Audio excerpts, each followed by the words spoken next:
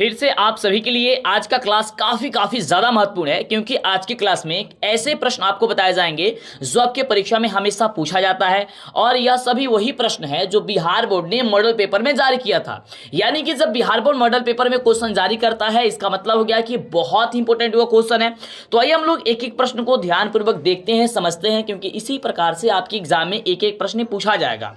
अगर आपको इन सभी प्रश्नों का उत्तर पहले से पता होगा तो आप बताइएगा जरूर, नहीं पता होगा कोई दिक्कत नहीं है, आप नीचे कमेंट करके बताइएगा। आप समझिए कि आपका एक टेस्ट हो रहा है और आप एग्जाम हॉल में बैठे हुए हैं, और आपको बता दें यहाँ पे आपको सारी डिटेल्स दी हुई होगी कि किस प्रकार से आपके एग्जाम में क्वेश्चन को करना है। सभी निर्देश आपको पहले पढ़ लेना है, उसके बाद से ही आपको क्वेश्चन पेपर सॉल्व करना है।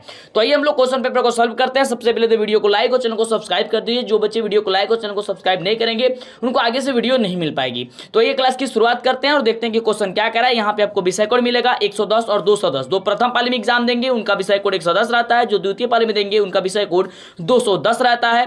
तो आइए हम लोग क्लास की शुरुआत करते हैं, देखते हैं क्वेश्चन क्या है।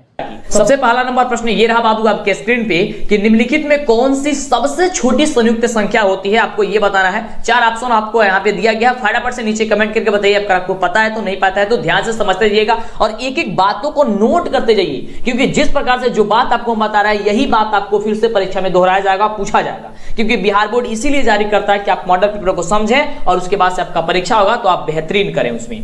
तो इसका बिल्कुल राइट जवाब हो जाएगा option number D. Option number इसलिए डी होगा क्योंकि संयुक्त संख्या का मतलब होता है भाज्य संख्या, ठीक है। और भाज्य संख्या कौन होती है? जिसका गुणनखंड 2 से ज्यादा निकले, यानी कि वह संख्या जो कि 2 संख्या से ज्यादा संख्या से वह विभाजित हो जाए। तो 4 आपका क्या हो जाएगा? ये आपका संयुक्त संख्या हो जाएगी, यानी कि भाज्य संख्या हो जाएगी, यानी कि ऑप्शन आपका डी नंबर बिल्कुल ही राइट जवाब होगा। एक एक बातों को नोट करके रखिएगा। एक चीज आपको कंफर्म करना चाहेंगे, आपके परीक्षा में यह संयुक्त संख्या न पूछेगा, आपसे पूछेगा कि निम्नलिखित में कौन अभाज्य संख्या है। ये पूरी गारंटी है मेरी कि पूछेगा निम्नलिखित में से कौन सा अभाज्य संख्या है। तो अभाज्य संख्या वही होती है जिसका 2 से ज्यादा गुणनखंड नहीं हो। हमने आपको कई बार बता चुका है, जैसे कि 13 हो गया, 17 होगा। ऑप्शन में 13 या 17 ये दोनों में से कोई रहेगा।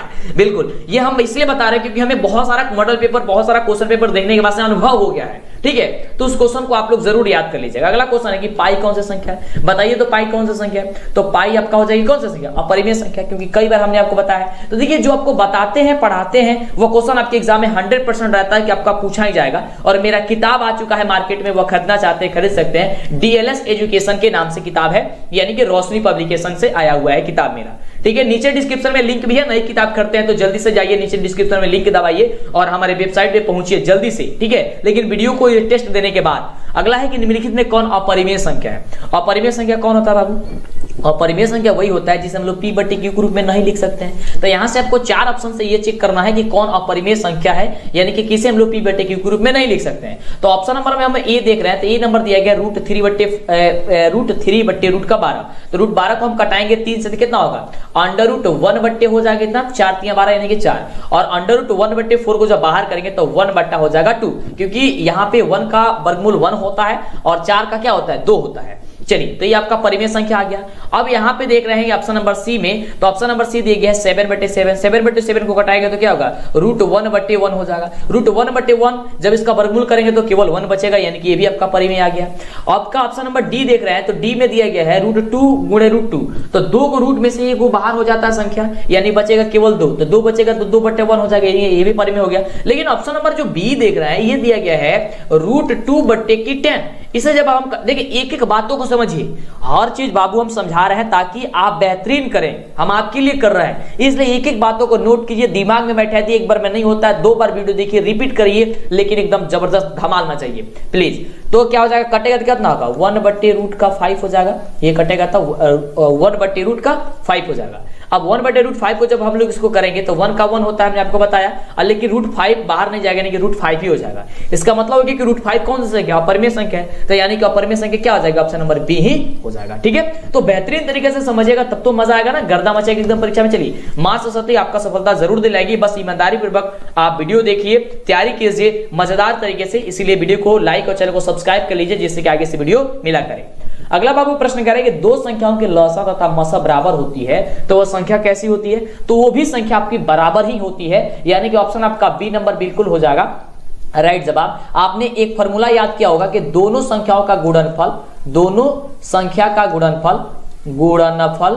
बराबर होता है लसा गुणे मसा, ठीक है, लसा गुणे मसा यानी कि एचसीएफ गुणे एलसीएम होता है, ये होता है, यानी कि वह भी संख्या क्या होगी, बराबर होगी। चलिए अगला प्रश्न कह रहा है कि 0.29 पे रेकरिंग है, यह बराबर क्या होगा। देखिए बहुत इजी क्वेश्चन है और इस तरीके से क्वेश्चन आपके एग्जाम में रहेगा, और इसमें अगर मॉडल पेपर में 2 रेकरिंग वाला आ गया है तो आपके एग्जाम में 1 पे रेकरिंग वाला आएगा क्वेश्चन, ठीक है। चलिए तो अभी आपको हमने बता चुका है, इसको बनाने के लिए आपको क्या करना होगा, सिंपल जो भी संख्या आपको दी गई है उसको लिख लेना है। जैसे कि 29 दिया गया है तो 29 हमने लिखा, उसके बाद से बट्टा लगा देना है, और जितना पे रेकरिंग है 0 के बाद उतना 9 लिख देना है नीचे, यानी कि 2 गो पे रेकरिंग है, ठीक है। तो यहाँ पे हम क्या लिख देंगे, 2 को 9 लिख देंगे, यानी कि 29/99 जो होगा ये आपका राइट जवाब हो जाएगा। ऑप्शन नंबर क्या हो जाएगा, बिल्कुल आपका डी नंबर बिल्कुल ही राइट जवाब हो जाएगा। ओके, समझ में आ रहा। चलिए आगे बात करते हैं। ये देखिए क्वेश्चन क्या पूछा गया है बिहार बोर्ड के द्वारा, क्या बोला गया है कि आपको क्या याद करके रखना है। तो क्वेश्चन है यहाँ पे बहुत ही बढ़िया प्रश्न कह रहे हैं कि 1 - sin स्क्वायर 60 डिग्री का वैल्यूज होगा वो कितना होगा। तो इसको ज्ञात करने के लिए आपको क्या करना होता है, ध्यान दीजिएगा। यहाँ पे 1 - 1 sin 60 डिग्री का वैल्यू होता है √3/2 होती है, ठीक है। अब इसका कह रहा है कि स्क्वायर कर दीजिए, तो हम लोग इसका भी स्क्वायर कर देंगे। अब जैसे ही स्क्वायर करेंगे 1 तो 1 रख देंगे, माइनस तो माइनस रख देंगे, और √3 का स्क्वायर करेंगे केवल बचेगा 3, ठीक है। और 2 का स्क्वायर करेंगे हो जाएगा कितना, 4 हो जाएगा। √3 को हमने 2 बार गुणा करेंगे तो हम लोग केवल 3 प्राप्त होगा, ठीक है। अब 2 का स्क्वायर करेंगे केवल 2 है, न कि √2 है, 2 का स्क्वायर करेंगे हो जाएगा 4। अब इसका हम लोग घटाव बना देंगे, तो 4 और 1 का घटाव बनाएंगे कितना होगा, ये एलसीएम करेंगे कितना होगा, 4 होगा। और 1 में 4 से गुणा करेंगे हो जाएगा 4, और 4 में 4 से भाग देंगे 1 बचेगा, और 1 में 3 से गुणा कर देंगे हो जाएगा कितना, 3। यानी कि अब 4 में से 3 घटेगा कितना, 1/4 यहाँ पे 4 क्या हो जाएगा, 1/4 कहाँ पे दिएगा, ऑप्शन नंबर आपका सी में दिया गया। बस कुछ नहीं करना, यहाँ पे आपको घटाव बना देना है भिन्न का घटाव बनाने को आता है, तो आपको पूरी तरीके से यहाँ पे कोई दिक्कत नहीं होगा। बस आपका वैल्यू का मान याद, मतलब यहाँ पे मान याद होना चाहिए कि sin 60 का वैल्यू कितना होता है। और इसके लिए हम आपको एक स्पेशल वीडियो बना देंगे कि इसका मान कैसे याद किया जाता है, ठीक है। तो जल्दी से वीडियो को लाइक कर दीजिए और कमेंट करके बताइए कि क्या हुआ वीडियो चाहिए, कि किसी भी sin 60, sin 30 या tan 30, tan 45, cosec 60, मतलब इसका वैल्यू कैसे निकाला जाता है, कैसे आप याद कर सकते हैं। क्योंकि काफी बच्चों का सवाल आता है कि सर इसको याद करना काफी कठिन है, बहुत जल्दी हम लोग भूल जाते हैं, ठीक है। अगला देखिए, अगला प्रश्न कह रहा है कि निम्नलिखित में किसका 10% होगा। जल्दी से कमेंट कीजिए तो किसका 10% होगा। चलिए तो आप सभी जानते हैं कि जी हमने आपको कई बार बताया है कि जिस भिन्न के हर के गुणनखंड में 2 और 5 आता है वह शांत होता है, 2 5 के अलावा दूसरा होता है तो वह शांत होता है। तो यहाँ पे 7/40 दिया गया, तो 40 आपका हर है, तो 40 जब हर है, हर का गुणनखंड कीजिए तो कहेगा कि सर यहाँ पे 20 होगा, यहाँ पे सर 10 होगा, यहाँ पे सर 5 होगा, और यहाँ पे सर 1 होगा, ठीक है। 5 से करेंगे तो यहाँ पे देख रहे हैं केवल 2 × 2 × 2 × 5 आ रहा है, यानी कि केवल 2 और 5 आ रहा है, इसके अलावा कोई दूसरा संख्या नहीं आ रहा है। तो यह संख्या क्या हो जाएगी, आपका शांत संख्या हो जाएगी। एक चीज याद करके रखिएगा कि शांत संख्या में अगर 2 5 आता है लेकिन कोई दूसरा और भी संख्या आ जाता है, जैसे 3 4 5, ये 3 7 9, मतलब कोई दूसरा संख्या आ जाएगा तो वह फिर अशांत हो जाएगा। मतलब कहने का मतलब है कि केवल या तो 2 आना चाहिए या तो 5 आना चाहिए, नहीं तो 2 केवल आ जाए चाहे केवल 5 आ जाए तो अभी वो शांत होगा, अन्यथा वह शांत हो जाएगा। अब देखिए इससे क्वेश्चन रहेगा शांत अशांत से, आप एकदम निफिक्र हो जाइए, आप रट लीजिए कि ये शांत अशांत से 2 नंबर आपका क्वेश्चन तो आपका एग्जाम में बन ही गया। अगला प्रश्न कि निम्नलिखित में किसका 10% शांत होगा। फटाफट नीचे कमेंट करके बताइए कि किसका 10% शांत होगा। अभी आपको हमने बताया कि जिस भिन्न के हर में या जिस भी परिमेय संख्या के हर के गुणनखंड में अगर 2 और 5 नहीं आएगा वो आपका अशांत हो जाएगा। तो यहाँ पे जब आप देखेंगे ऑप्शन नंबर आपका जो यहाँ पे डी नंबर दिया गया है 31/343, 343 का जब आप कीजिएगा तो इसमें 2 और 5 के अलावा दूसरा संख्या यहाँ पे आएगा, तो यानी कि क्या हो जाएगा, ये आपका अशांत हो जाएगा। क्या हो जाएगा, आपका अशांत हो जाएगा। ऑप्शन नंबर क्या हो जाएगा, डी नंबर हो जाएगा, ठीक है। आप 2 का पावर n × 5 का पावर n के रूप में पढ़े होंगे ना, वही कह रहा है कि 2 का घात आपका n होगा, मतलब कि होना चाहिए केवल 2 का घात होना चाहिए, नहीं तो 5 का घात होना चाहिए, इसके अलावा कोई दूसरा संख्या नहीं होनी चाहिए, ठीक है। तो यहाँ पे इसके अलावा कोई दूसरा संख्या आ जाता है इसमें, यानी कि क्या हो जाएगी, अशांत हो जाएगी, ठीक है। चलिए आगे बात करते हैं। अगला प्रश्न देखिए बहुत बड़ी, अब देखिए ये क्वेश्चन बहुत ही शानदार प्रश्न कह रहा है कि 400 के अभाज्य गुणनखंडों में कितने 5 के घात कितने हैं। यानी कहने का मतलब कि ये है कि जब भी ऐसा क्वेश्चन आएगा तो फटाफट से आपको वो संख्या लिख करके इसका गुणनखंड निकाल लेना है। तो जैसे यहाँ पे 400 है, 400 के 2 से घटाइएगा तो कितना होगा, सर कहिएगा कि सर 200 होगा, 200 के घटाइए कितना होगा, कहिएगा सर 500, ये आपका 50 होगा।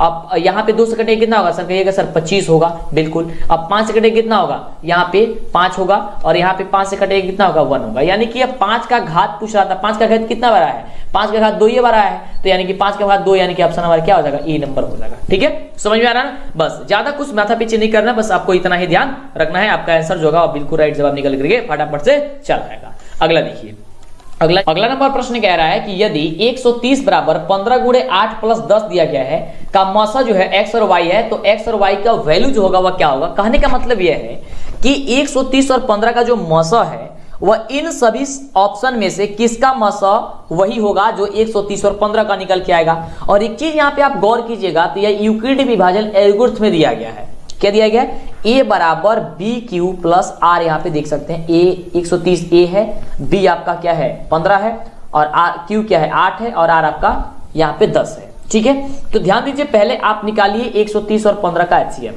130 का अगर आप इसको गुणखंड करते हैं तो 2 इंटू 5 इंटू 13 होगा, और 15 का गुणखंड करते हैं तो अब क्या निकलेगा 3 इंटू 5 होगा। यहाँ पे कॉमन क्या आ रहा है, 5 आ रहा है, तो जो कॉमन होता है वही आपका एचसीएफ होता है, यानी कि 5 हो गया। अब इन ऑप्शन में देखिए कि किसका कॉमन जो है 5 है, तो देख सकते हैं इसमें ऑप्शन नंबर जो आपका ए नंबर दिया गया है 15 कमा 10, इसका कॉमन 5 हो जाएगा, यानी ऑप्शन आपका जो ए नंबर होगा वह बिल्कुल ही राइट जवाब हो जाएगा। बस सीधी सी बातों में आप समझिए कि इसका मौसम इन सभी में किसके मौसम के बराबर है, बस इतना समझिए, ज्यादा माथापेची करने की जरूरत बाबू नहीं है। अगला देखिए, अगला प्रश्न कह रहा है, बहुत बढ़िया प्रश्न है कि रूट 125 का परिमीकरण गुणांक। अब परिमीकरण गुणांक का मतलब ये होता है, देखिए आप लोग 10वीं क्लास में तो नहीं पढ़े होंगे, इसके पीछे क्लास का ये क्वेश्चन उठाया गया है, ये आपके पिछले क्लास का क्वेश्चन है 9th में क्वेश्चन आप पढ़े होंगे, 9th में पढ़े होंगे, 8 में भी पढ़े होंगे।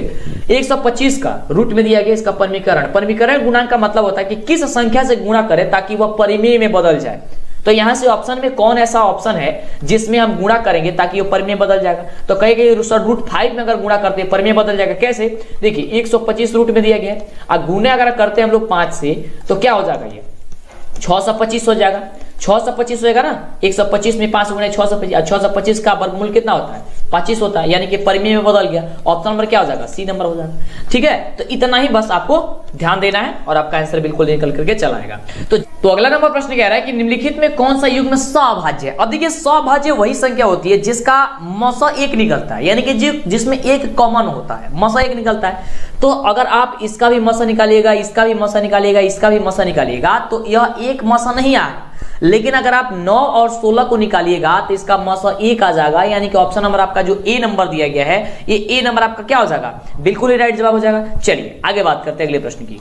अगला प्रश्न देखिए, ये बहुत ही शानदार प्रश्न है। कह रहे हैं कि रैखिक बहुपदों में शून्यकों की संख्या कितनी होती है। देखिए आपको बताए थे ना, बिल्कुल बताए थे, कहे सर बताए थे आप, तो क्या हो जाएगा, आपका ऑप्शन नंबर 1 हो जाएगा कि रैखिक बहुपदों की जो संख्या होती है वो आपका 1 होता है, यानी कि 1 आपका बिल्कुल ही राइट जवाब हो जाएगा। अगला देखिए, अगला प्रश्न कह रहा है कि बहुपद x-1 का शून्य क्या होगा। ये तो काफी इजी है क्वेश्चन। देखिए जब भी शून्य निकालना है तो हमने आपको बताया कि उस क्वेश्चन बराबर मतलब वो क्वेश्चन लिख करके बराबर में 0 लिख दीजिएगा, तो x-1 बराबर क्या हो जाएगा 0, तो x बराबर क्या हो जाएगा फटाफट बताइए 1 हो जाएगा, यानी कि इसका आंसर क्या हो जाएगा, सर कहिएगा सर 1 हो जाएगा, यानी ऑप्शन नंबर ए नंबर बिल्कुल ही आपका राइट जवाब हो जाएगा। बिल्कुल ठीक है, चलिए आगे बात करते हैं। एक एक पॉइंट को आप समझते जाइए, लिख लीजिए, नोट कर लिए, जैसे भी करके आप मतलब याद करना है, प्लीज रिक्वेस्ट है, आपके भविष्य की है सवाल है।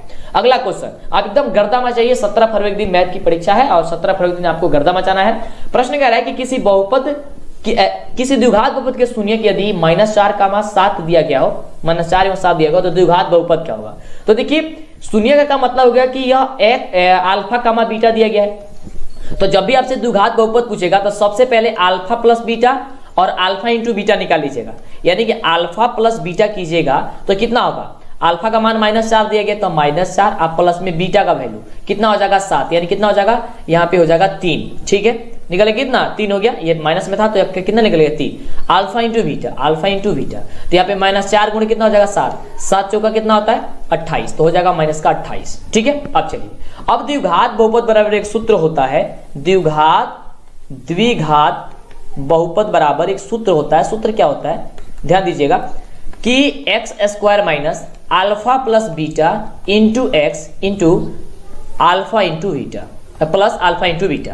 ठीक है, तो x² रहने देंगे, माइनस तो माइनस, अल्फा प्लस बीटा का वैल्यू क्या निकला था, तो 3 निकला था, तो लिख देंगे 3x plus alpha into beta क्या निकला था, तो माइनस का 28 निकला था, हमने यहाँ पे माइनस 28 लिख लिया। अब इसको आप सॉल्व कर दीजिए माइनस प्लस को धीरे से, तो आप हो जाएगा एक्स स्क्वायर, तो एक्स स्क्वायर, अब माइनस यहाँ पे क्या हो जाएगा 3x, माइनस में गुणा करेंगे 3 में और फिर x से तो हो जाएगा माइनस 3x, और यहाँ पे प्लस माइनस हो जाएगा माइनस का 28, ठीक है। यानी कि x square minus 3x minus 28 जो दिया गया है ये आपका राइट आंसर हो जाएगा। ऑप्शन नंबर सी में दिया गया आपका आंसर, आपका ऑप्शन नंबर जो सी दिया गया है ये आपका बिल्कुल राइट जवाब हो जाएगा, ठीक है। और ये क्वेश्चन आपको सब्जेक्टिव में ही पूछा जाएगा, तो ध्यान दीजिएगा ये 2 नंबर में पूछा जाता है। कैसे बनाए थे अभी हम आपको, तो वैसे ही आपको बता देना है एग्जाम में, ठीक है, लिख देना वैसे ही।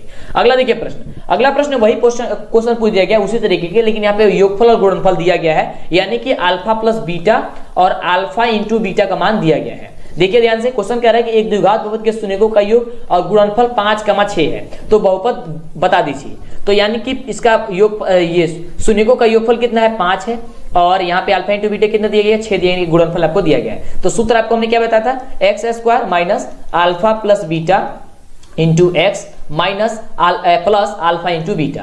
तो एक्स स्क्वायर तो एक्स स्क्वायर, माइनस तो माइनस, अल्फा प्लस बीटा का मान कितना है 5, इसमें एक्स से गुणा कर दिया हो जाएगा 5x, और प्लस होता है अल्फा इंटू बीटा हो जाएगा आपका 6, यानी कि x square minus 5x plus 6 कहाँ पे दिया गया है, तो x square minus 5x plus 6 आपका दिया गया ऑप्शन नंबर बी में। तो आपका ऑप्शन नंबर जो बी होगा ये बी नंबर आपका बिल्कुल ही राइट जवाब हो जाएगा।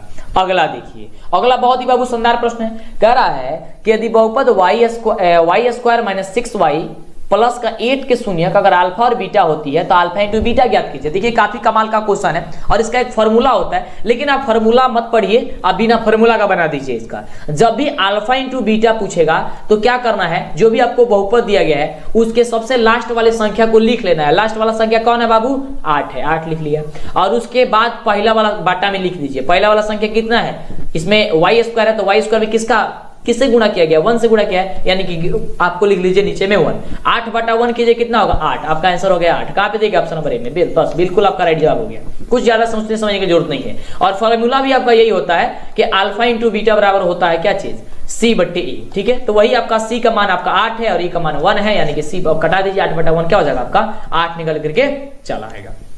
अगला देखिए, अगला प्रश्न कह रहा है जो कि बहुत ही शानदार प्रश्न है और इसको सोच समझ करके सॉल्व करके तब इसका जवाब देना है। प्रश्न कह रहा है कि बहुपद fx बराबर दिया गया 3x square minus 7x plus 2, तो f इंटू माइनस 1 का मान जो होगा वह क्या होगा। यानी कहने का मतलब यह है कि जहां जहां x है वहां वहां आपको माइनस 1 रख देना है, ठीक है। जैसे कि 3 इंटू एक्स स्क्वायर है तो एक्स स्क्वायर जगह आप माइनस 1 रख दीजिए, तो माइनस 1 का स्क्वायर हो जाएगा। माइनस 7 इंटू फिर x है तो x की जगह माइनस 1 रख दीजिए, आप प्लस 2 कर दीजिए। अब देखिए ध्यान से, 3 तो 3, 1 का स्क्वायर करेंगे माइनस 1 का स्क्वायर हो जाएगा 1, माइनस तो माइनस, और इसको माइनस माइनस क्या हो जाएगा प्लस हो जाएगा, मतलब गुणा कर दीजिए 7, माइनस 7 में माइनस 1 से गुणा कीजिए हो जाएगा 7, अब प्लस हो जाएगा 2। अब देखिए ध्यान से, 3 में 1 से गुणा करेंगे 3, 7 तो 7, 2 तो 2, अब कितना हो गया 7 3 10 और 10 2 12, 12 आपका आंसर हो जाएगा। यानी ऑप्शन नंबर क्या हो जाएगा, बी नंबर आपका बिल्कुल ही राइट जवाब हो जाएगा। समझ में आ रहा है ना, बिल्कुल समझ में आएगा यार, कोई दिक्कत आपको नहीं होगा। चलिए अगला प्रश्न देखिए, ये देखिए, ये भी कितना आसान क्वेश्चन है। क्वेश्चन कह रहा है कि बहुपद x स्क्वायर माइनस 3 के शून्य क्या होगा। अभी आपको हमने बताया कि जब भी शून्य से क्वेश्चन रहेगा तो x स्क्वायर माइनस 3 बराबर 0 कर लीजिए, ठीक है, 0 कर लीजिए। और इसका बताइए क्या होगा, अब x स्क्वायर को पक्षांतरित करेंगे तो हो जाएगा कितना, x स्क्वायर माइनस 3 को पक्षांतरित करेंगे हो जाएगा 3, और x बराबर हो जाएगा कितना, रूट का 3, ठीक है। आप सभी जानते हैं कि रूट में जब आंसर आता है तो वो प्लस माइनस दोनों में आता है, यानी एक हो जाएगा आपका प्लस रूट 3 और एक हो जाएगा माइनस रूट 3, ठीक है। अब देखिए आपके एग्जाम में क्वेश्चन का आएगा, आपके एग्जाम में क्वेश्चन आ सकता है x स्क्वायर माइनस 11 के शून्य की क्या होगा, ठीक है। आपके एग्जाम में ये क्वेश्चन आ सकता है जो कि काफी अनुभव के जरिए आपको हम बता रहे हैं, इसे आप बना लीजिएगा, एक बार सॉल्व कर लीजिएगा। तो उसका आंसर आएगा रूट का 11 और माइनस का रूट का 11, ठीक है, जो आपको हमने बताया कि वो क्वेश्चन आपके एग्जाम में आ सकता है। अगला देखिए, अगला प्रश्न कह रहा है कि निम्न में कौन 6x माइनस 2y बराबर 0 तथा 10x प्लस 2y बराबर 32 का हल होगा। हल का मतलब क्या होगा, यानी कि x और y के यहाँ पे वैल्यू बताना है, तो वैल्यू क्या होगा फटाफट से निकल के बताइए। नहीं पता है कोई दिक्कत नहीं, आप ध्यान से समझते जाइए। जब भी ऐसा पूछे तो आपको क्या करना है, आपको इसे सॉल्व करना है, या तो विलोपन से या प्रतिस्थापन से या बर्गमूल किसी भी विधि से आप हल कर सकते हैं। तो सबसे पहले यहाँ पे लिख लेंगे 6x माइनस 2y बराबर 0, इसको समीकरण नंबर 1, और इसको लिख देते हैं 10x, ठीक है, और यहाँ पे है 2y बराबर 32, इसको मान लेते हैं समीकरण नंबर आपका 2। इसको क्या करते हैं, समीकरण 1 और 2 को यहाँ पे जोड़ देते हैं। जोड़ेंगे तो क्या होगा, 10x और 6x कितना हो जाएगा 16x, ठीक है, और 2x और प्लस 2x यहाँ पे दिया गया है, तो ये आपका क्या हो जाएगा, ये कट जाएगा कि x बोल रहा है, y दिया गया है, माइनस 2y और प्लस 2y क्या हो जाएगा, कट जाएगा, बराबर कितना हो जाएगा, 32 हो जाएगा आपका। तो x का वैल्यू कितना हो जाएगा, 16, 32/16 हो जाएगा कितना, 16 दूनी 32, 2 आपका 2 आ गया। x का वैल्यू जब 2 आ गया, ध्यान दीजिएगा, x का वैल्यू जब 2 आ गया तो समीकरण 1 में आप रख दीजिए x का वैल्यू। तो समीकरण 1 क्या है, 6x माइनस 2y बराबर 0 है। x के बदले आया है 2, यानी कि 6 गुणे 2 माइनस 2y बराबर हो जाएगा 0। तो 6 गुणे 12 यानी 12 माइनस 2y बराबर हो जाएगा 0। तो माइनस 2y बराबर, इसको पक्षांतर कर दिया माइनस का 12, तो माइनस माइनस कट गया, प्लस हो गया, यानी कि y बराबर क्या हो जाएगा, 12/2, यानी हो जाएगा आपका 6, यानी कि 2,6 जो होगा आपका राइट जवाब हो जाएगा। ऑप्शन नंबर क्या पे दिया गया, ऑप्शन नंबर आपको दिया गया है बी नंबर में, कि x का वैल्यू जो होगा आपका 2 होगा और y का वैल्यू जो होगा आपका 6 होगा। अगला देखिए, अगला प्रश्न जो है हम सभी का क्या कह रहा है, तो अगला प्रश्न की ओर बढ़ते हैं हम लोग, अगले प्रश्न की ओर। अगला प्रश्न कह रहा है कि यदि रेखाएं 4x प्लस पी वाई बराबर 6 तथा 12x प्लस 9y बराबर 12 समानांतर है तो p का वैल्यू क्या होगा। ठीक है, ये आपका क्वेश्चन बहुत ही शानदार है। इसको ज्ञात करने के लिए क्या होगा, a1/a2 बराबर b1/b2 से आप निकाल सकते हैं। जैसे कि a1/a2 क्या है, तो 4 इसमें कर देंगे 12 और इसमें p/a हो जाएगा आप कितना 9, 3 गुणा कर दीजिए, p में 12 से गुणा कीजिएगा, क्या हो जाएगा 12p यानी कि 12p और 9 चौका 36। ठीक है, p बराबर क्या हो जाएगा 36/12 यानी कि 12 बढ़ते हैं 36, ऑप्शन क्या हो जाएगा p बराबर हो जाएगा 3। ठीक है, ऑप्शन नंबर क्या पे दिया गया, ऑप्शन नंबर बी में दिया गया है, तो ऑप्शन नंबर आपका बी नंबर बिल्कुल ही राइट जवाब हो जाएगा। एक एक पॉइंट आप नोट करते जाइए जो चीज हम आपको बता रहे हैं, क्योंकि जिस तरह से यहाँ पे क्वेश्चन देखने को मिल रहा है, क्योंकि खुद बिहार बोर्ड के द्वारा बाबू जारी किया गया क्वेश्चन है, हम अपने मन से नहीं बता रहे हैं जितना भी क्वेश्चन है। अगला क्वेश्चन है कि समीकरण निकाय x प्लस 2y बराबर अगर 3 दिया गया है और 5x प्लस ky बराबर 15 है, तो अनगिनत हल के लिए आपको k का वैल्यू ज्ञात करना है। बस सिर्फ वही आपको कर देना है जो आपको हमने करके दिखाया था। जैसे x ये a1/a2, तो a1 का वैल्यू यहाँ पे क्या है 1/, यहाँ पे और हो जाएगा 5 बराबर हो जाएगा आपका क्या चीज, बराबर हो जाएगा आपका 2/k हो जाएगा, 3 गुणा कर दीजिए, यहाँ पे k बराबर 1 में k से करेंगे k अपान 2 10, यानी कि k बराबर कितना हो जाएगा 10, k बराबर कहाँ पे दिएगा आप 10, यानी ऑप्शन नंबर हो जाएगा डी नंबर। बस इतना ही सिंपल है, बिल्कुल सिंपल है बाबू। चलिए आगे बात करते हैं। तो इतना आसान क्वेश्चन रहता है, बस आप थोड़ी सी दिमाग लगाएंगे तो क्वेश्चन सारा का सारा सॉल्व हो जाएगा, दिक्कत नहीं होगा। प्लीज बाबू रिक्वेस्ट है आपसे, देखिए आपके भविष्य के सवाल है, अब ऐसा कीजिए एकदम मतलब मजेदार तरीके से तैयारी कीजिए, एकदम धमाल मचा दीजिए। अब खून नहीं जुनून दौड़ना चाहिए मेरे प्यारे साथियों, एकदम लाजवाब धमाल मचा देना है। अब सिक्का उछल चुका है, हेड भी आपका होगा और टेल भी आपका होगा। चलिए आप फटाफट से चैनल को सब्सक्राइब कर लेंगे, जिससे कि आगे से वीडियो मिला करें, वीडियो को लाइक जरूर करेंगे आप लोग। अगला प्रश्न है कि निम्नलिखित में से कौन सा द्विघात समीकरण है, और हम आपको बताते हैं तो क्या आपको समझ में आता है नहीं आता है, आप हमें बताइए कि कैसा वीडियो आपको लगता है। प्रश्न है कि निम्नलिखित में कौन सा द्विघात समीकरण है। द्विघात समीकरण आपको बताना है, तो यहाँ पे द्विघात समीकरण आपको क्या हो जाएगा, आपको फटाफट से यहाँ पे फाइंड कर देना है, तो बिल्कुल इसका राइट जवाब हो जाएगा जो यहाँ पे दिया गया है x प्लस 2 इंटू का x प्लस 2 का होल स्क्वायर बराबर 3 इंटू एक्स प्लस 4। ठीक है, ये द्विघात समीकरण के रूप में आ जाएगा, लेकिन यहाँ ये जितने भी संख्या ये द्विघात समीकरण नहीं होता है। तो आप सब ये बताइए हमें नीचे कमेंट करके कि द्विघात समीकरण का व्यापक रूप क्या होता है, नीचे कमेंट करके बताइएगा। बिल्कुल अगला देखिए, अगला प्रश्न बहुत ही शानदार है, फटाफट से देखते हैं कौन बच्चे फटाफट से इसका जवाब दे पाते हैं। प्रश्न कह रहा है कि द्विघात समीकरण px² plus qx plus r बराबर 0 है, तो p बराबर नहीं है 0 के मूल क्या होंगे। अब कहने का मतलब क्या है, ध्यान दीजिएगा, ये आपका फॉर्मूला पूछा है, लेकिन फॉर्मूला में क्या है कि इसका मान चेंज कर दिया है। हम लोग क्या पढ़े थे, ax² plus bx plus c पढ़े थे, लेकिन ax² की जगह px² दे दिया है और यहाँ पे qx दे दिया गया है और यहाँ पे अब c की जगह r दे दिया है। तो इस प्रकार से जब आप देख रहे हैं कि यहाँ पे कुछ चेंजिंग की गई है, तो आपको भी थोड़ी सी चेंजिंग कर देना है, यानी कि आपका क्या हो जाएगा -q plus -q² minus 4pr/2p, क्योंकि हम लोग जब ax² plus bx plus c बराबर 0 होता था, तो उस समय हम लोग का फॉर्मूला क्या होता था, वो होता था -b plus minus √b² minus 4ac/2a हुआ करता था। तो यहाँ पे जो है चेंज कर दिया गया है, तो चेंज किया गया तो हम भी चेंज कर देंगे, b के जगह यहाँ पे q किया गया तो b के जगह हमने भी यहाँ पे q रख दिया, और फिर b के जगह q तो b की जगह q रख दिया, यहाँ पे a के जगह p तो एक जगह p रख दिया, r के जगह c के जगह r तो r भी रख दिया, और नीचे 2 के जगह 2a होता था तो यहाँ पे 2p हो जाएगा, यानी ऑप्शन नंबर क्या हो जाएगा -p plus minus under root Q square minus 4pr/2p, यानी थोड़ी सी बस यहाँ पे चेंजिंग की गई है, तो आपको भी फॉर्मूला में भी चेंजिंग कर देना, आपका आंसर निकल के चला आएगा। थोड़ा सा यहाँ पे घुमाया गया है, जैसे कि आप गलती कर दे तो आप तो एकदम प्यारे स्टूडेंट हैं, आप लोग गलती कैसे कर सकते हैं, बिल्कुल आपसे गलती नहीं होगा, सोच समझ के बनाइएगा, आपका लाजवाब रिजल्ट आएगा। अगला प्रश्न देखिए, प्रश्न कह रहा है कि द्विघात समीकरण 6x² + 6x + 1 = 0 की मूलों की प्रकृति क्या होगी। तो जब भी आपसे मूल की प्रकृति पूछेगा तब प्रकृति ज्ञात करने के लिए आपको क्या होता है, डी निकालना होता है, ठीक है। तो डी का फॉर्मूला होता है b² - 4ac, तो b स्क्वायर, तो b का स्क्वायर करेंगे तो b क्या है आपका यहाँ पे 6 है, तो 6 का स्क्वायर कर देंगे आप लोग, ठीक है, माइनस 4ac, 4 यहाँ पे 4 गुणे a का वैल्यू कितना 6 है, इंटू c का वैल्यू कितना है तो 1 है। अब इसको मल्टीप्लाई कीजिए, 6 का स्क्वायर करेंगे हो जाएगा आपका 36 माइनस 6 चौका 24, और फिर आपका 1 से गुणा करेंगे तो 24 का 24 से आएगा, ठीक है। अब चलिए, जब यहाँ पे 24 का 24 आ गया तो यहाँ पे जब हम लोग घटाएंगे 36 में से 24 घटाएंगे तो कितना होगा 12 होगा, ठीक है। अब 12 आ गया, इसका मतलब हो गया कि डी का वैल्यू बड़ा हो गया किससे, 0 से। तो जब डी का वैल्यू बड़ा हो जाएगा जिससे क्या हो जाएगा, ऑप्शन आपका सी नंबर हो जाना चाहिए कि वास्तविक और असमान, ठीक है। ऑप्शन नंबर क्या हो जाएगा आपका सी नंबर। अगला देखिए, अगला प्रश्न कह रहा है कि समीकरण 3x² - 18x + 6 = 0 के मूलों का योग क्या होगा। मूलों का योग का मतलब अल्फा प्लस बीटा इसका मूल होता है समीकरण का, द्विघात समीकरण का, और योग का मतलब होता है इसका जोड़, और इसका फॉर्मूला होता है -b/a, ठीक है। इसमें भी आपको थोड़ा सा नियम लगा देना है, इसमें फॉर्मूला पे नहीं जाना है, बिना फॉर्मूला पे निकाल सकते हैं आप। क्या कीजिएगा, बीच वाला मान लिख लीजिएगा, बीच वाला मान कितना है 18 है, और पहले वाला मान लिख लीजिएगा कितना है 3 है। अगर प्लस होगा तो माइनस कर दीजिएगा, माइनस होगा तो प्लस कर दीजिएगा, तो यहाँ पे माइनस है तो इसको प्लस कर दीजिए।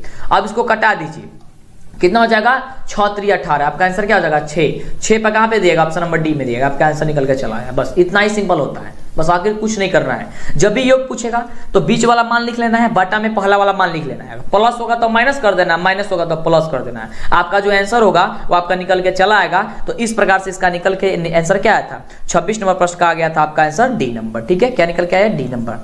अगला देखिए, अगला प्रश्न बहुत ही शानदार प्रश्न है। प्रश्न कह रहा है कि द्विघात समीकरण ax² + bx + c = 0 के मूल एक दूसरे के व्युत्क्रम होंगे, यदि व्युत्क्रम होंगे तो क्या होगा। तो ध्यान दीजिएगा, कह रहा है कि अल्फा बराबर 1/बीटा है, यानी कि एक दूसरे के व्युत्क्रम है, तो इसको आप त्रियक गुणा कीजिए, 1 में 1 से गुणा कीजिएगा 1 होगा, और अल्फा में बीटा से गुणा कीजिएगा क्या होगा, अल्फा इंटू बीटा बराबर हो जाएगा 1, यानी कि अब हो गया अल्फा बीटा बराबर 1 हो गया, यानी कि c/a बराबर 1 दिया गया है। तो जब c/a बराबर 1 है तो इसको आप तिर्यक मल्टीप्लाई करेंगे तो क्या हो जाएगा, c बराबर ये हो जाएगा, क्योंकि c में 1 से गुणेंगे हो जाएगा c, और 1 में ये से गुणेंगे हो जाएगा 1, यानी कि c/a कहाँ पे दिया गया है, ऑप्शन नंबर दिया गया है बी नंबर में। ऑप्शन नंबर आपका बी नंबर होगा, बिल्कुल ही राइट जवाब हो जाएगा। अगला नंबर प्रश्न कह रहा है कि समानांतर श्रेणी 1/2, 1, 3/2, 2 डॉट डॉट डॉट का 15वां पद क्या होगा। तो 15वां पद निकालने के लिए क्या करना होता है, ध्यान दीजिएगा। सबसे पहले आप जब भी ऐसा पद आपको पूछे 15वां, 16वां, 17वां या 20वां कोई भी पद पूछे, आपको क्या करना, पहला वाला यानी प्रथम पद लिख लेना है। प्रथम पद कितना है 1/2 लिख लीजिए, प्लस कर लीजिए, आज जितना भी पूछेगा उसमें से एक को घटा दीजिए, एक को घटाएगा कितना बचेगा, 15 में से घटाएगा कितना होगा 14। आपको ट्रिक बता रहा है, ये 14 लिख लीजिएगा, ठीक है। जो बच्चे कुछ नहीं पढ़े उनके लिए 14 लिख लीजिएगा, और उसमें डी से गुणा कर दीजिएगा। डी का मतलब क्या, सारबंतर। तो सारबंतर कौन निकलता है, दूसरा पद में से पहला पद घटाइए, यानी 1 में से 1/2 घटेगा कितना होगा, 1/2 ही आएगा, यानी 1 पूरा 1 है। इसमें से 1/2 का मतलब 0.50, यानी कि आधा, आधा घटाएंगे क्या होगा, फिर आधा ही आएगा, यानी कि 1/2 ही आएगा। अब इसको आप जोड़ घटाओ गुणा कर दीजिए, 1/2 तो 1/2, यहाँ पे 1/2 तो 1/2, आप प्लस तो प्लस, 14 में से करेंगे हो जाएगा 14/2। अब चलिए इसको जोड़ दीजिए, 2 का एलसीएम 2 होगा, और 1 प्लस यहाँ पे 14 हो जाएगा, तो क्या होगा 1 + 14 कितना 15/2, आपका आंसर आ गया। बस सिंपल क्या हो जाएगा, आपका आंसर हो जाएगा बी नंबर। क्या हो जाएगा, बी नंबर आपका बिल्कुल ही राइट जवाब हो जाएगा। चलिए, तो बाबू चैनल को सब्सक्राइब नहीं करते हैं कर लीजिए, फटाफट से दोस्तों में शेयर कर दीजिए, लाइक कर दीजिए, क्योंकि देखिए, और बड़ी हमने आपको शुरू में बताया कि बड़ी खुशी होती है जब क्वेश्चन हम पढ़ा देते हैं, बता देते हैं, वही क्वेश्चन आपकी एग्जाम में आ जाता है, मॉडल सेट में आ जाता है, तो बड़ी अच्छा लगती है इस चीज़ को लेकर के, ठीक है। और किताब होता मेरा ले लीजिएगा, नीचे डिस्क्रिप्शन में मेरा वेबसाइट का लिंक है, आप जाकर के दबा करके आप सारी चीजें वहां से सब्जेक्टिव मॉडल पेपर आप प्राप्त कर सकते हैं, ठीक है। चलिए, अगला प्रश्न कह रहे हैं कि निम्नलिखित में से कौन सा समानांतर श्रेणी में नहीं है। समानांतर श्रेणी में नहीं है, कब नहीं होगा, ध्यान दीजिएगा कि जब a1 बराबर a2 नहीं होगा, सॉरी माफ कीजिएगा, जब d1 बराबर d2 नहीं होगा, ठीक है, d1 बराबर d2 नहीं होगा तब, यानी कि सार बनता आपस में अगर बराबर नहीं होगा तो आपका जो होगा एपी में नहीं होगा। तो आपको यहाँ पे जो क्वेश्चन आपको दिया गया है, यहाँ पे ऑप्शन नंबर जो डी दिया गया है ये आपस में बराबर नहीं है, क्योंकि देखिए 10 में से 4 घटाएंगे तो कितना बचेगा, कहिएगा सर 6 बचेगा।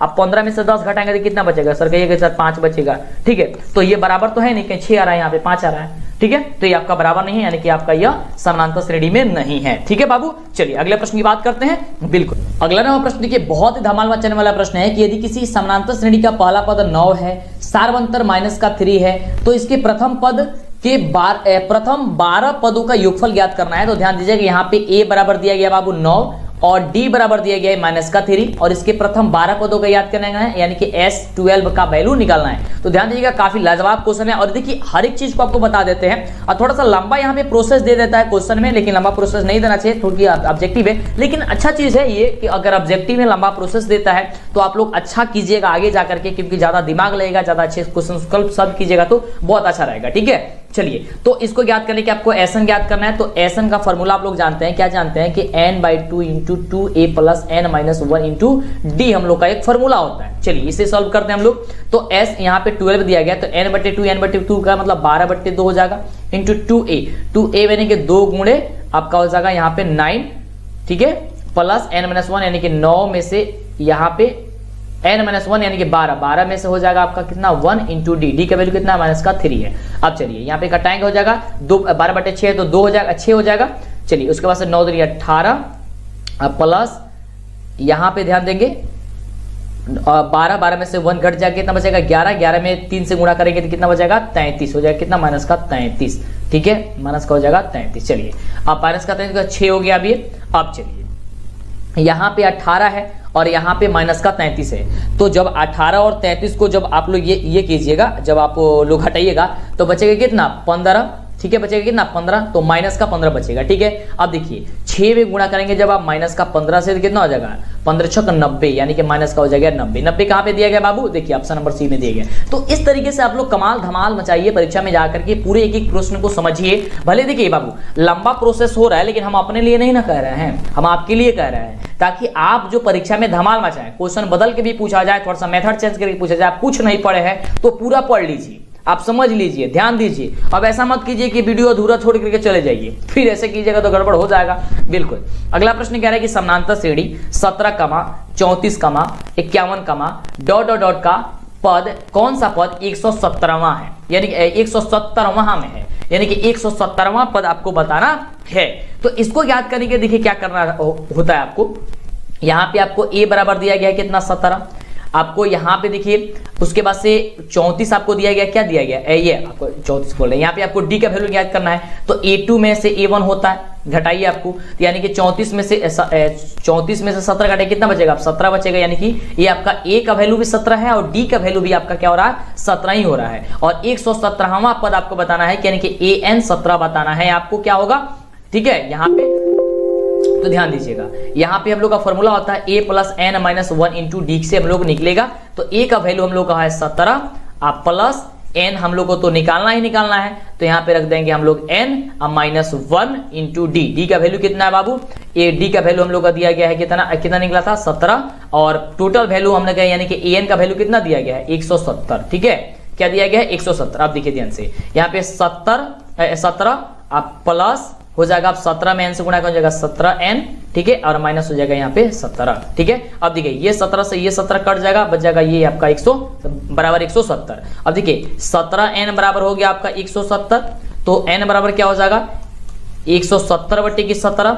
जब 170/17 कटाइएगा तो कितना होगा 10 में 170 आपका हो जाएगा कितना 10 हो जाएगा, यानी कि 10वां पद जो होगा आपका 170 पद होगा, यानी कि ऑप्शन नंबर क्या हो जाएगा बी नंबर बिल्कुल ही राइट जवाब हो जाएगा। ठीक है, क्या हो जाएगा आपका जो आंसर हो जाएगा आपका बी नंबर बिल्कुल ही राइट जवाब हो जाएगा। ठीक है, चलिए आगे बात करते हैं अगले प्रश्न की। कुछ नहीं किया गया, देखिए यहाँ पे आपको a का वैल्यू दिया गया है, d का वैल्यू निकाल लीजिए, और an का वैल्यू आपको दिया गया है 170। ठीक है, तो यहाँ पे a का वैल्यू निकाल लेना से किससे निकालना था a + n-1 × d के फॉर्मूले से।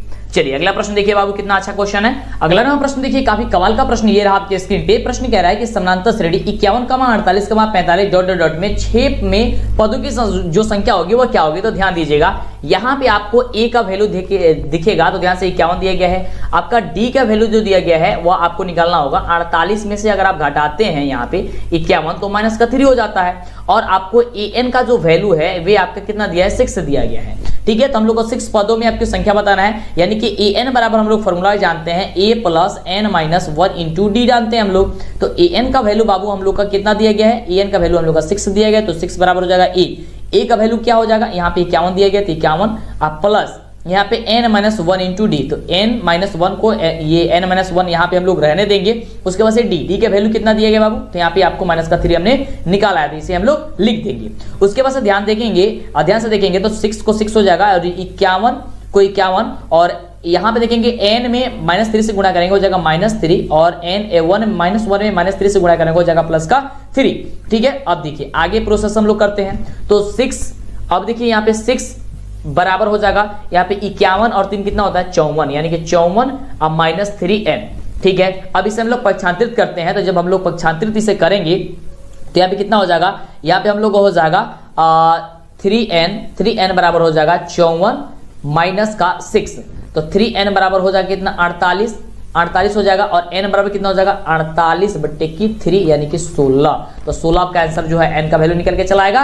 कितना कमाल किया ना, बिल्कुल बाबू। तो जल्दी से वीडियो को लाइक और चैनल को सब्सक्राइब कर दीजिए जो नहीं किया है। तो चलिए आगे बात करते हैं अगला प्रश्न की। बाबू अगला प्रश्न क्या है, और देखिए ये तो क्वेश्चन आपको पिछले वीडियो में बताया था यार, सबको पता होगा कि 0 और 50 के बीच कितने विषम संख्या होगी, तो हमने आपको बताया था आधा ही होती है सब में, तो यह हो जाएगा 25। ऑप्शन नंबर क्या हो जाएगा आपका, ए नंबर बिल्कुल ही राइट जवाब हो जाएगा। ठीक है, ज्यादा सोचने समझने की इसमें जरूरत नहीं है, इसे सॉल्व करने की भी उतना जरूरत नहीं है। चलिए अगला क्वेश्चन देखिए, और 1 नंबर है तो हम तो आपको बता देते हैं इतने ज्यादा, लेकिन बहुत अच्छी बात है 1 नंबर है तो आपको समझना है, क्योंकि यही सभी क्वेश्चन आपको 2 नंबर में पूछा जाता है, और मिस्टेक नहीं करना है और ध्यान से बाबू देखना है। प्लीज रिक्वेस्ट है आपसे यार, आपके भविष्य की सवाल है, अनदेखा ना करेंगे किसी भी चीज को। अगला देखिए बाबू, प्रश्न कह रहा है कि त्रिभुज एबीसी में अगर कोण बी समकोण है और AB बराबर आपको 15 है और BC बराबर 1 है, तो AC बराबर 4 है, तो 10A का वैल्यू ज्ञात कीजिए। और यार कितने आसान क्वेश्चन है, देखिए ये आपका हो गया ABC एक त्रिभुज हो गया।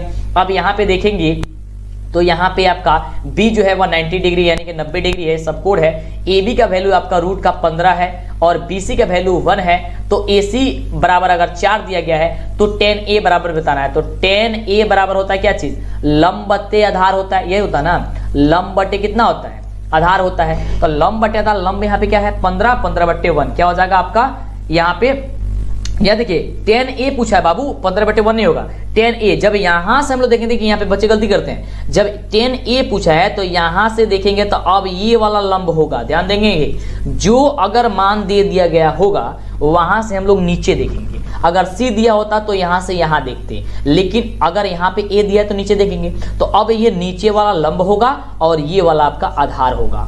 तो लंब आपका अब हो जाएगा 1 और 1 बट्टे हो जाएगा 15 रूट 15, तो हो जाएगा 1 बट्टे रूट 15, यानी कि 1 बट्टे रूट 15 कहाँ पे दिया गया है, तो आपका ऑप्शन नंबर बी में दिया गया है। तो आपका ऑप्शन नंबर क्या हो जाएगा, बी नंबर बिल्कुल ही राइट जवाब हो जाएगा। अगला देखिए प्रश्न कह रहा है, बहुत ही बढ़िया प्रश्न है। प्रश्न कह रहा है यदि कोसेक थीटा बराबर के हो तो कोसेक फाई है, कोसेक फाई बराबर के हो तो कोसेक फाई का कोस फाई का जो वैल्यू होगा वो क्या होगा। ये तो काफी आसान क्वेश्चन है, काफी लाजवाब क्वेश्चन है। इसका आंसर ऐसा ही आप याद कर लीजिए कि इसका जो राइट जवाब हो जाएगा अंडर रूट के स्क्वायर माइनस 1/k, क्योंकि इसे थोड़े से के मान करके और इसे सॉल्व करेंगे, मतलब के तो दिया ही है, और तब इसे जब हम लोग सॉल्व करेंगे तो आपका इस प्रकार से रूप में आ जाएगा। ठीक है, चलिए आगे बात करते हैं अगले प्रश्न की। कहिएगा तो इसे आगे हम सब्जेक्टिव में बताएंगे तो अच्छा रहेगा। अगले देखिए प्रश्न, ये तो आपका फॉर्मूला ही हो गया बाबू। ये प्रश्न देखिए 1/sec फाई बराबर जो होगा वह क्या होता है, तो 1/sec फाई बराबर आप सभी को पता होनी चाहिए कि होता है cos फाई, यानी कि ऑप्शन क्या हो जाएगा, ऑप्शन नंबर आपका बी हो जाएगा। बी नंबर आपका बिल्कुल ही राइट जवाब हो जाएगा। चलिए आगे बात करते हैं अगला प्रश्न की। अगला प्रश्न क्या कह रहा है, चलिए अगला प्रश्न ये भी देखिए, ये तो बहुत बढ़िया क्वेश्चन है कि 10x into 10 cot x into 10x बराबर क्या होता है, तो cot x इंटू 10x बराबर हो जाएगा 1, यानी कि ए नंबर आपका बिल्कुल राइट जवाब हो जाएगा। देखिए काफी आसान क्वेश्चन, देखिए यहाँ पे आपने cot theta into tan theta पढ़ा होगा, ठीक है, या tan theta into cot theta पढ़ा, लेकिन थीटा का जगह जो है देखिए थोड़ी सी चेंजिंग किया गया है। यहाँ पे अब थीटा की जगह x रख दिया गया है, यानी कि आपका हो जाएगा ऑप्शन नंबर 1, यानी कि हो जाएगा 1। ठीक है, चलिए अगला देखिए क्वेश्चन। अगला क्वेश्चन अब देखिए अब आसान क्वेश्चन आ रहा है, फटाफट से बना देते हैं हम। देखिए और त्रिकोणमिति देखिए कितनी आसान है यार, बस आप थोड़ा सा दिमाग लगाएंगे ना आप सॉल्व हो जाएगा प्लीज बाबू। ठीक है, चलिए अगला क्वेश्चन है कि cos फाई बराबर 1/2। देखिए थीटा की जगह समय फाई दिया है, cos फाई बराबर दिया 1/2, तो कोसेक फाई का वैल्यू ज्ञात कर देना है।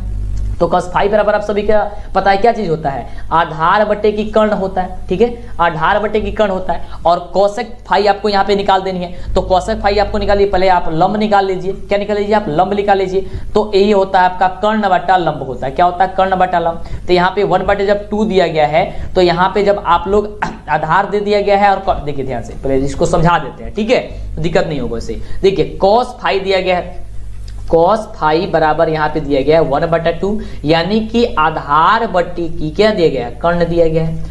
तो यहाँ पे हम लोग को लंब निकालना, लंब निकालने के लिए फॉर्मूला क्या होता है, कर्ण स्क्वायर में आधार यानी कि 2 का स्क्वायर हो जाएगा 4 और 1 का स्क्वायर हो जाएगा 1 यानी कि रूट हो जाएगा 3। ये आपका निकल गया, क्या चीज निकलेगा बाबू, लंब निकल गया, ठीक है। और कोसेक फाई, कोसेक का मान क्या होता है, तो कहिएगा कि सर कर्ण बटा होता है लंब।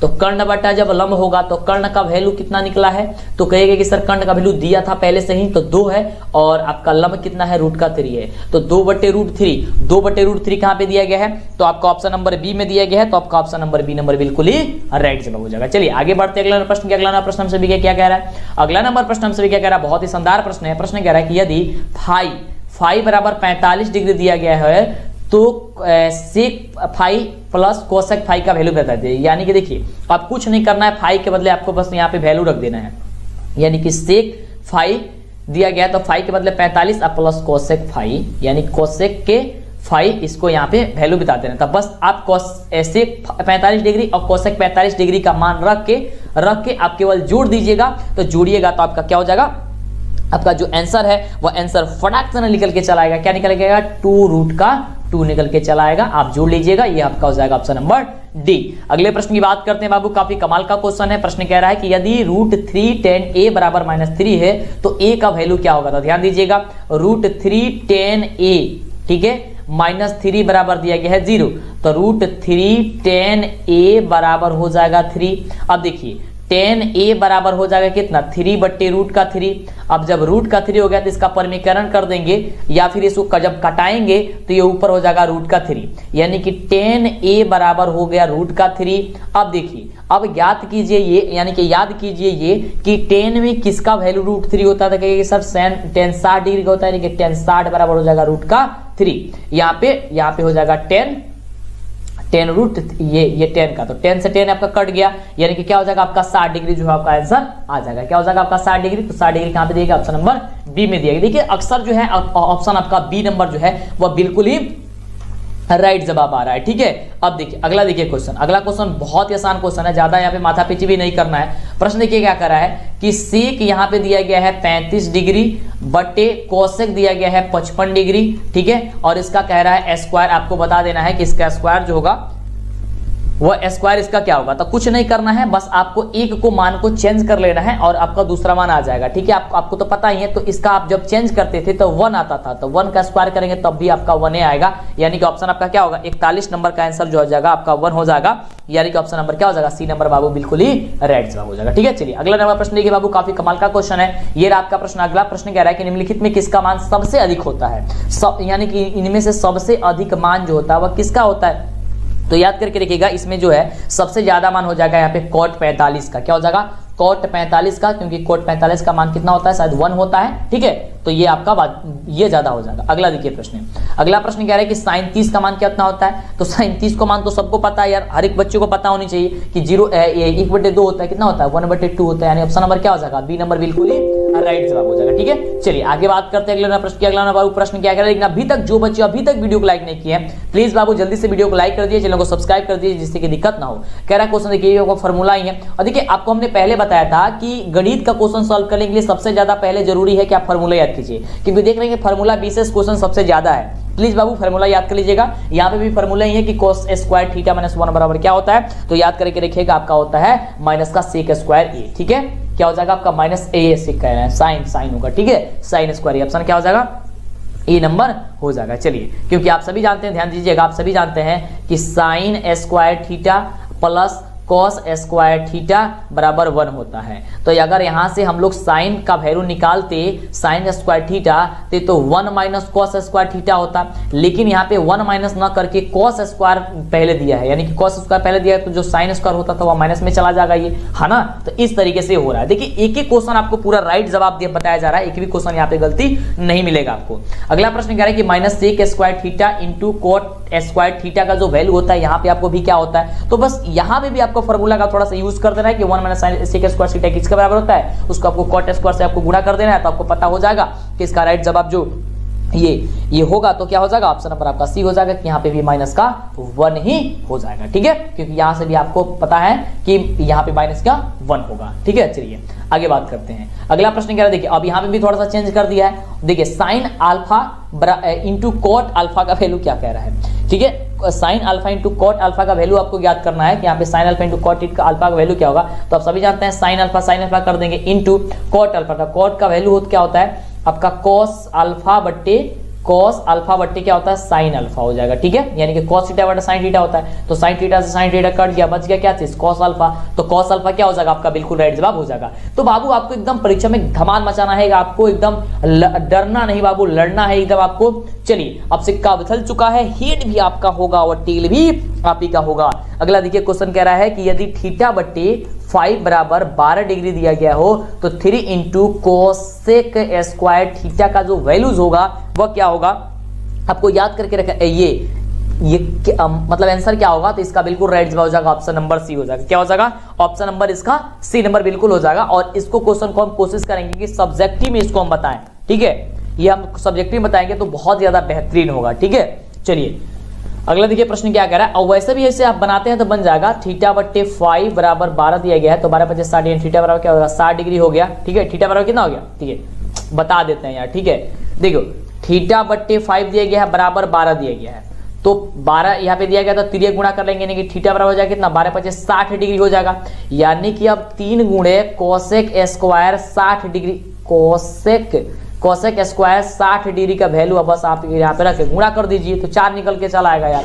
ठीक है, कुछ नहीं करना है, बिल्कुल क्या हो जाएगा ऑप्शन नंबर आपका सी नंबर बिल्कुल ही राइट जवाब हो जाएगा। अगला देखिए काफी लाजवाब क्वेश्चन है, 50 नंबर क्वेश्चन कह रहा है कि यदि sine x plus sine square x बराबर 1 तो cos square x plus cos 4 square x का जो वैल्यूज होगा वह क्या होगा। ये काफी आसान क्वेश्चन है, काफी लाजवाब क्वेश्चन है, इसका राइट जवाब जो होगा वो इसका भी 1 ही होगा। क्या होगा, इसका भी 1 होगा। अगर sine x plus sine square x बराबर 1 दिया गया तो cos square x plus cos के पावर 4 जो होगा वो भी 1 होगा। थोड़ा सा वीडियो लंबा हो रहा है इसलिए जो भी छोटा छोटा क्वेश्चन आपको आंसर ही केवल बता देते हैं। ठीक है, और जितना भी क्वेश्चन इसमें छूट रहा होगा हम सारा का सारा क्वेश्चन जो होगा आपको, ये तो सभी फॉर्मूला बेसिस क्वेश्चन है यार, इसमें बताने की क्या जरूरत है, समय भी आपको ज्यादा लग रहा है लेकिन अच्छा तरीके से आप समझ भी रहे हैं। ठीक है, तो बहुत अच्छी बात है। देखिए अब यहाँ पे क्वेश्चन ये पूछ दिया आपका फॉर्मूला से कि कोसेक 60 डिग्री का वैल्यू कितना होता है, तो कोसेक 60 डिग्री का वैल्यू कितना होता है, तो सेक 30 डिग्री के बराबर होता है। क्या होता है, सेक 30 डिग्री के बराबर होता है, यानी कि ऑप्शन नंबर जो आपका ए नंबर दिया गया आपका बिल्कुल ही राइट जवाब हो जाएगा। अभी तक जो भी बच्चे वीडियो को लाइक और चैनल को सब्सक्राइब नहीं किए वो जल्दी से कर लीजिए। अगला देखिए क्वेश्चन, ये क्वेश्चन में हमने थोड़ा सा सॉल्व किया लेकिन हमें थोड़ा सा इस क्वेश्चन में डाउट लगा हुआ है। हमारा जो आंसर है ये सी नंबर आ रहा था लेकिन हमारा x प्लस 1/2x आ रहा था हम सॉल्व करने पे, हम सॉल्व कर रहे थे तो, लेकिन यहाँ पे एक्स स्क्वायर दिया गया है तो थोड़ा सा हमें डाउट लगा हुआ। अगर आपको पता होगा तो आप बना लीजिएगा, लेकिन नहीं पता हम बता देते हैं हम कैसे बनाए हैं, इसको ध्यान दीजिएगा। लेकिन हमारा आंसर सही है, यहाँ पे शायद जो गलती दे दिया है ऑप्शन। ठीक है, देखिए कैसे हम बनाए थे इसको, थोड़ा सा लंबा प्रोसेस होगा बाबू, ध्यान से समझिएगा। देखिए कह रहा है कि cosec theta minus cot theta बराबर एक्स दिया गया, तो कोसेक थीटा का वैल्यू बताना है आपको। तो देखिए cosec theta minus cot theta बराबर एक्स दे दिया है, तो इसे हम मान लेंगे समीकरण नंबर 1। और यहाँ पे हम सभी जानते हैं कि कोसेक स्क्वायर थीटा माइनस का, चूंकि हम लोग जानते हैं cosec square theta minus cot square theta बराबर 1 होता है। और हम सभी ये भी जानते हैं कि ए स्क्वायर माइनस बी स्क्वायर बराबर होता है ए प्लस बी इंटू हो जाएगा ए माइनस का बी हो जाएगा। अब देखिए यहाँ पे ये cosec square theta minus cot square theta बराबर ये होता है, तो इस वाले फॉर्मूले पर हम इसे बैठा देंगे, यानी हो जाएगा क्या चीज कोसेक थीटा प्लस अब हो जाएगा कॉट, यहाँ पे कॉट थीटा। ठीक है, ठीक से थोड़ा सा लिखा नहीं जा रहा है, थोड़ा सा ध्यान दीजिएगा।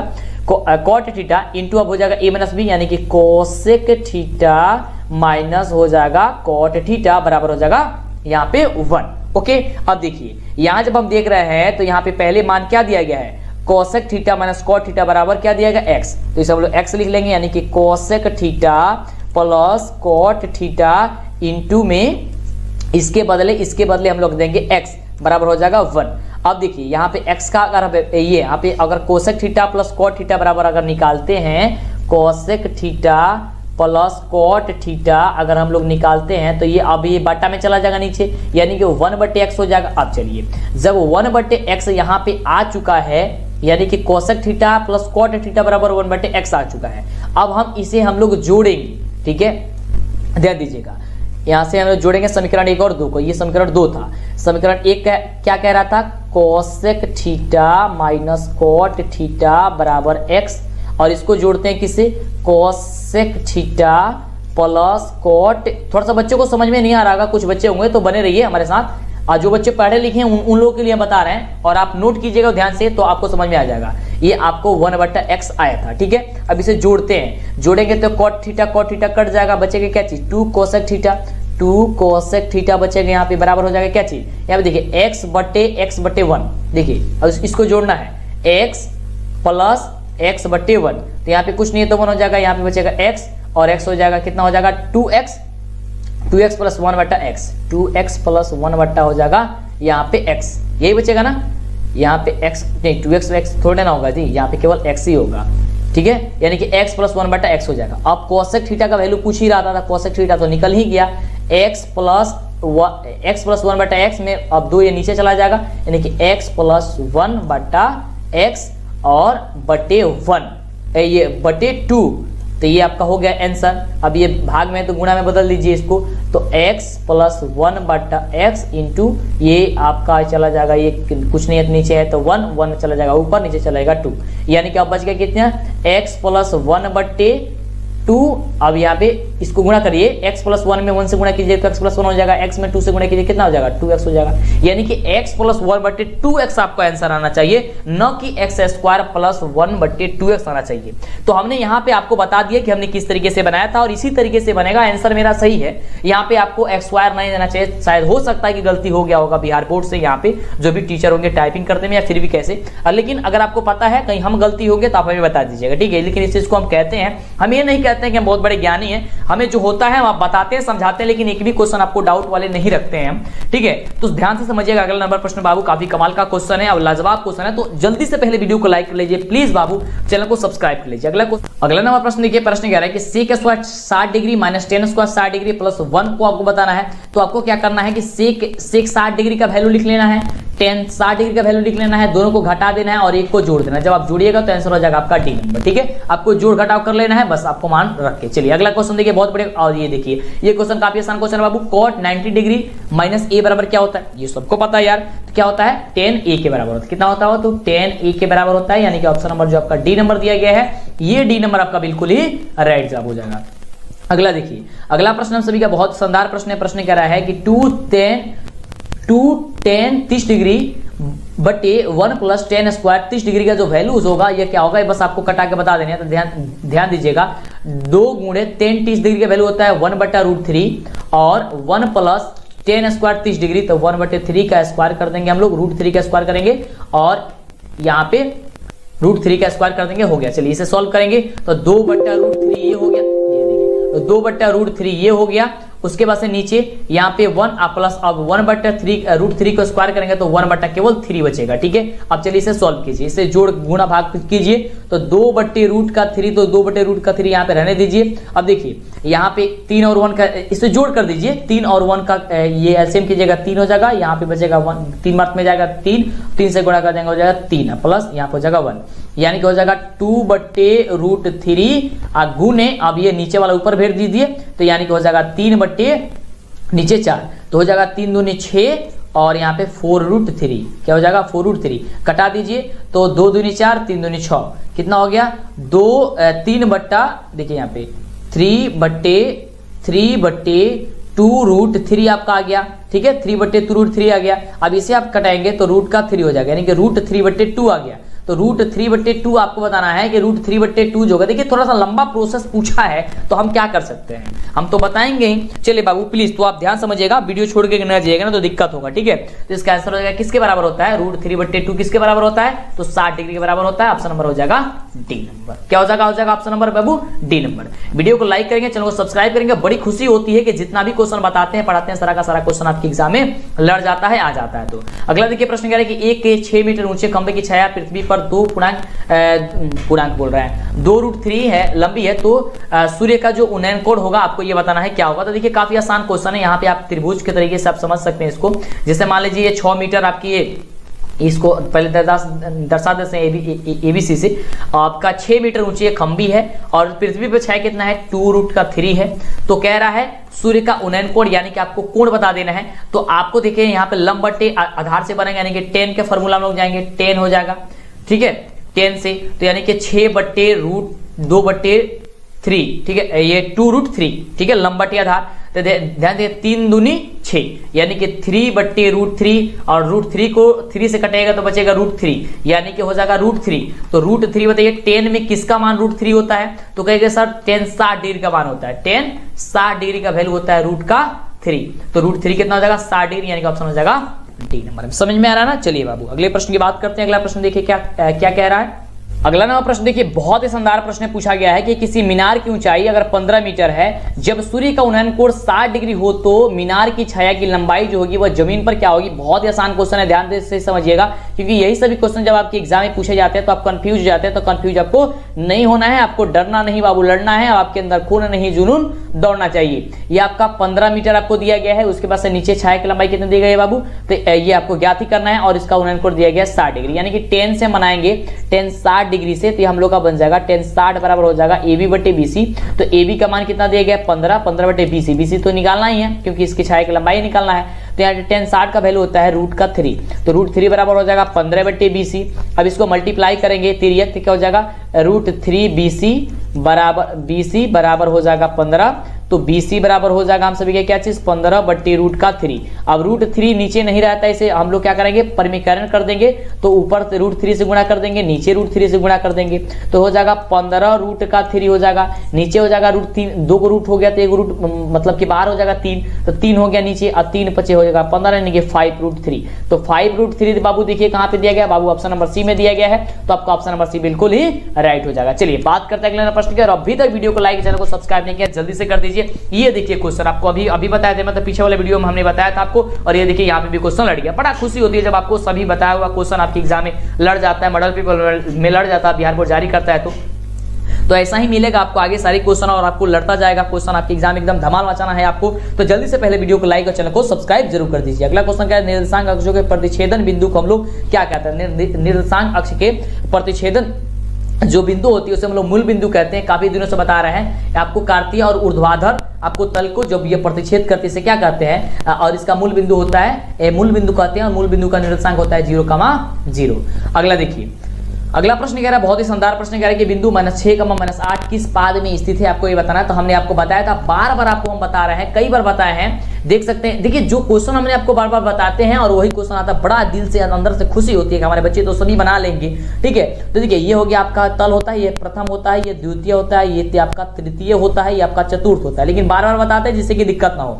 इसमें होता है आपका टोटल प्लस यानी कि दोनों प्लस, यहाँ पे होता है माइनस, उसके बाद से ये होता है दोनों माइनस, ये होता है आपको प्लस और माइनस होता है। तो कह रहा है दोनों माइनस में है, दोनों माइनस मतलब क्या हो जाएगा तृतीय पाद में हो जाएगा, यानी कि ऑप्शन नंबर क्या हो जाएगा सी नंबर बिल्कुल ही राइट जवाब हो जाएगा।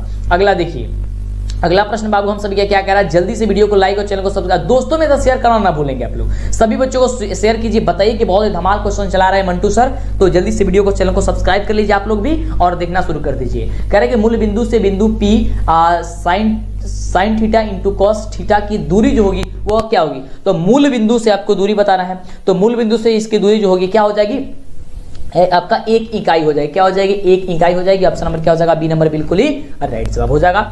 तो अगला नंबर प्रश्न हम सभी का बहुत ही शानदार प्रश्न कह रहा है कि बिंदु R दिया गया है 1,1 और -1,5 के बीच की दूरी ज्ञात करना है। तो देखिए आपको सिंपल क्या करना है, आपको एक रूट लगा देना है और इस दोनों में से जो दूसरा वाला मान दिया उसमें का पहला और पहले वाले में का पहला के मान को घटा के स्क्वायर करना है, यानी कि -1 को घटाना है -1 को, ठीक है, इसका करेंगे स्क्वायर। और इसी तरीके से 5 में से घटाएंगे 1 का, तो 5 में से हो जाएगा 1, इसको कर देंगे वो स्क्वायर।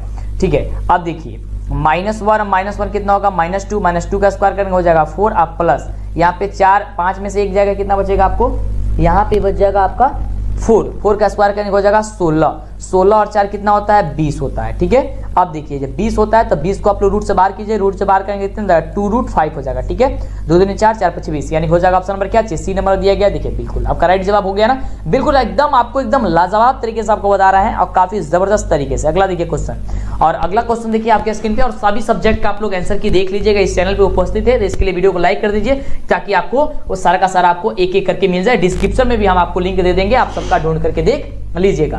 कह रहे कि रेखा y = 8 का लेख निम्न में से किस बिंदु से होकर के नहीं गुजरेगी। ठीक है, आपको ये बताना है y = 8 का लेख निम्न में से जो होगी वह किससे जो है होकर के नहीं गुजरेगी, तो याद करके रखिएगा।